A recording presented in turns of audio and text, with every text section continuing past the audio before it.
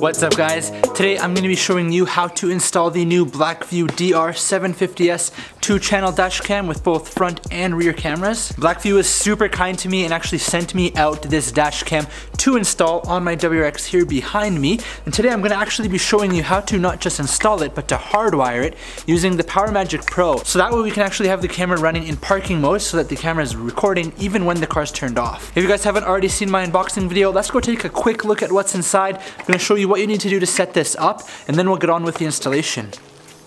Alright guys, if you haven't seen my unboxing video, go and check that out. I take a closer look at everything that's included, but the box actually comes with everything you'll need. So first we're going to take out just the cameras. We'll set them aside up here for now. Here's the user manual that we don't need to look at right this minute.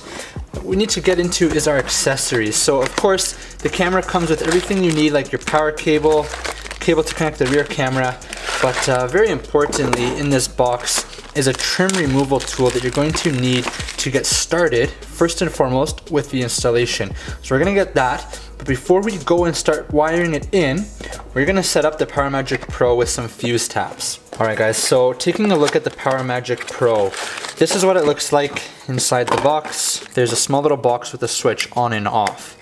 And then this is the wiring that connects into the box. So at the end of the wiring here, you'll find 3 wires. The black wire is the ground, you don't have to worry about that for now. The yellow and the red wires, one is for the accessory for power that comes on with the car, and the yellow wire is for the battery, power that's on all the time. We're going to be tapping these both into fuses under our dash. So of course we need fuse taps here. I've got 2 right here. So very easily guys, we are going to be connecting the wiring and crimping it in. For simplicity's sake of this video, I'm just going to be crimping them into here.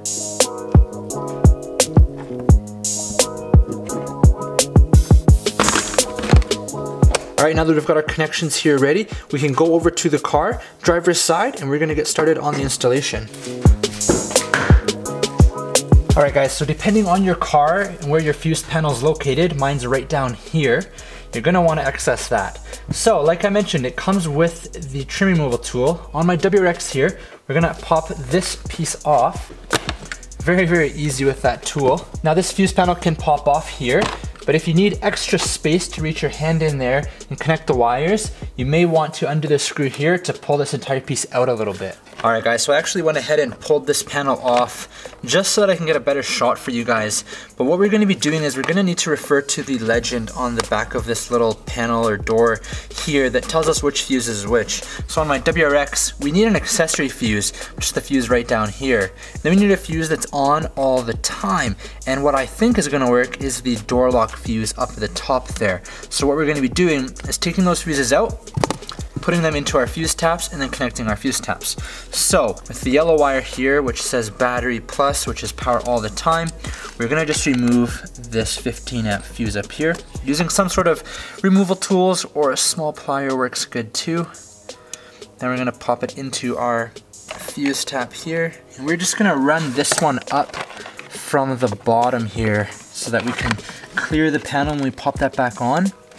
And this just connects in there like that, as you can kind of see. Then we're going to essentially do the exact same thing but for the accessory wire, the red wire here. So looking at this card, it's the one down here. So we're going to pull that one out, and then we're going to connect it again into the fuse tap here. Again, make sure to go from behind so they don't cross over any wires, and then connect the fuse tap back into the spot.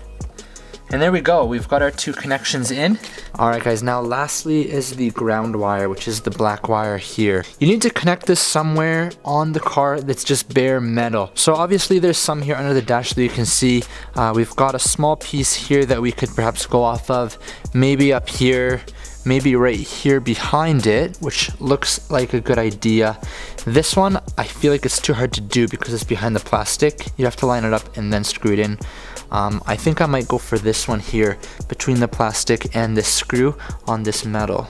Alright guys, so now that we've got the wiring set up for the Parametric Pro, it's time to go on and install it. Before I put it in the place I want it to do, I've applied the 3M piece on the back and I've set the settings that I want it to be set at. So make sure you refer to the configuration diagrams here and set it however you want it to be. Now where I'm going to be installing my Parametric Pro is going to be right underneath this piece here. So if I put this up here, I'm going to actually put it right here, right beside the hood latch release. So I'm gonna have it right here, just like this. So it'll be pretty discreet, and if I want to turn it on or off easily, I can, and I can change the settings if I ever need to. I honestly figure that's the best place, and I don't really want to run the wiring all the way across to my glove box, but if you wanted to do that, you could. Alright guys, so I've got the Parametric Pro set up here. I've got everything wired in. Now before we tidy all our wiring up, let's go ahead and connect the Blackvue camera to this end here. So we're going to use the power cable that came with the Blackvue. So then we can take our power here from the Blackvue, and this is just the 12 volt kind of outlet plug. If you wanted to just run the dash cam without the Parametric Pro and just straight when your car runs, you could connect this into your 12 volt outlet and be running it when the car comes on and off. You just have to route the wiring. But for this, we just connect this. Now we're pretty much ready to move on to the next step. We can plug this into our Parametric Pro here in the back, and then we can go ahead with routing this wiring all up through here to connect the dash cam. For me, I'm gonna tidy all the wiring up. Now where I plan to hide all the wiring is gonna actually be tucked behind here, right here. I'm gonna have that big batch of wiring sit right here. Then the wire is gonna run out here and then go up here. So go and tidy up all your wiring, and then we're gonna start routing the wire up to the dash cam.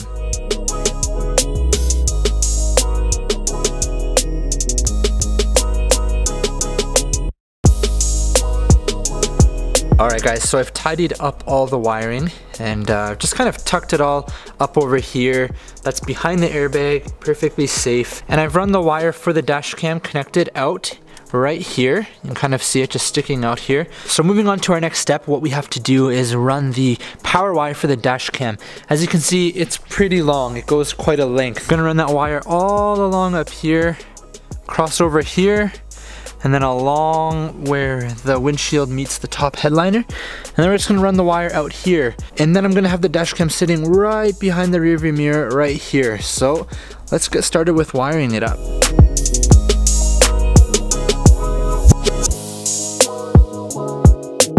Alright, now once you're up here to this point on the pillar, we're gonna cross the pillar up at the very top.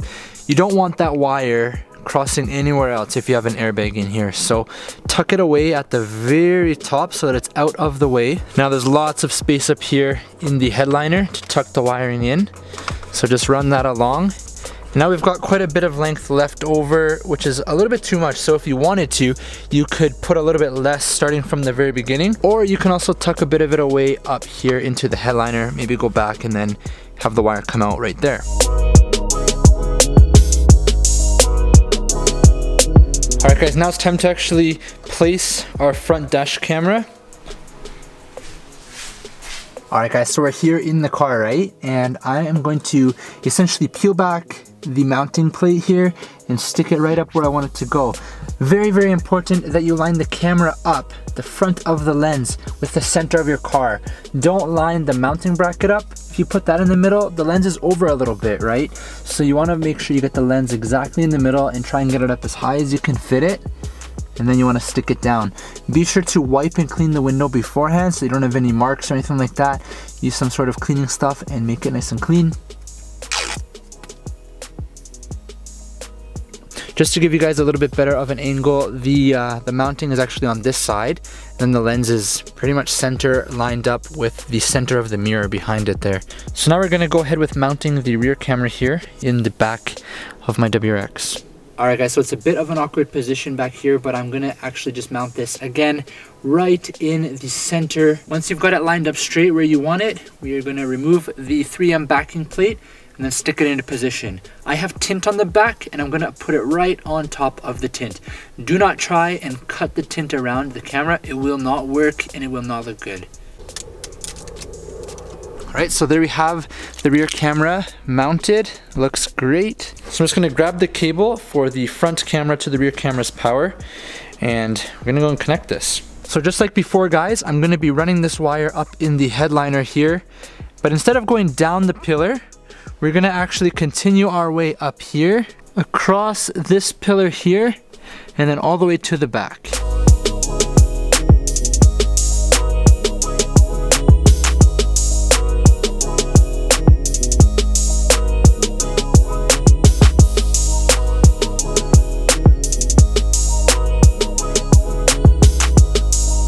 Alright guys, so I just finished up tidying the wiring for the rear camera and plugging it in. As you can see here, it's connected and the wire runs up into the headliner. Just be careful when connecting this wire because it's a very small pin and you just want to make sure you get it on there straight to avoid bending it or anything like that. But once it's in there, it's pretty solid and now it's all set up. So we can move on to the front. Now with both cameras in place, we're ready to insert our memory card in the front camera here and then close this little door back up. Now all that's left to do is to connect the rear camera up with the front and then we can connect the power. Blackvue for your safe driving. Starting normal recording.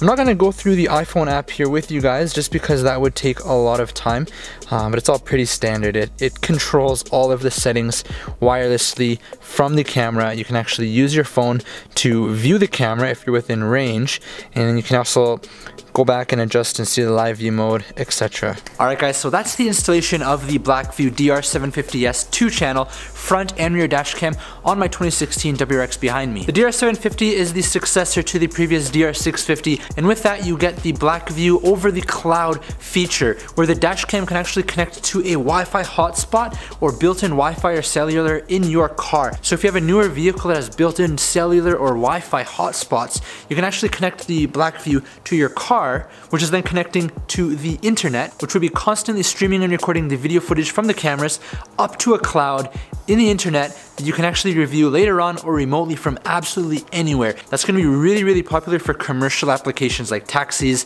trucking services, etc. because you're going to be able to remotely view the camera from anywhere. Unfortunately with my WRX I can't do that, but I could always run a Wi-Fi hotspot which I could then connect the Blackvue camera to and then run the cloud service through that. Stay tuned for my review video which will be coming in a few weeks where I'll actually be driving and giving you guys some more feedback and insight with my thoughts on the camera and the quality that it produces. I do hope this video helped you guys with the installation. If you have any questions or comments, feel free to drop a comment down below on this YouTube video and I'll do my best to answer it. Again, a tremendous thank you to Blackvue for sending me out the DR750. If you guys would like to check out the 750 or pick one up for yourselves, you can head on over to Blackvue at www.blackvue.com, or if you're local, you can actually check out Canada's Dashcam, which is here in Calgary where I live, at www.canada-cam.com. I'll have links to both down below in the descriptions. As always guys, thank you so much for watching.